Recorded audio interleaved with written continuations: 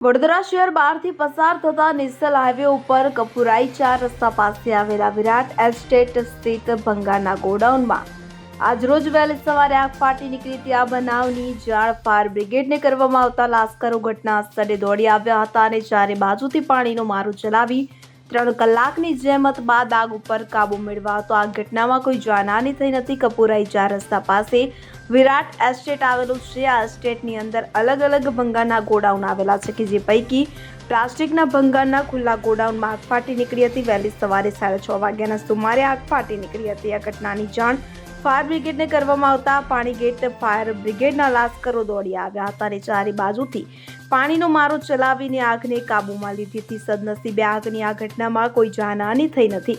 ત્યારે આગ પર કાબુ મેળવવા માટે 4 થી 5 જેટલા ફાયર એન્જિનો કામે લગાડવામાં આવ્યા હતા।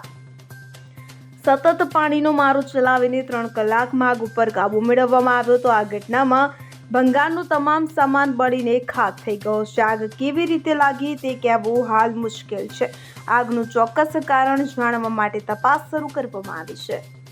Bureau report CN24 news. હવે જુઓ દેશ દુનિયાની તમામ ખબરો તમારી આંગળીના ટેરવે। ઉઠાવો મોબાઈલ અને Google Play Store પરથી ડાઉનલોડ કરો અમારી CN24 ન્યૂઝ મોબાઈલ એપ।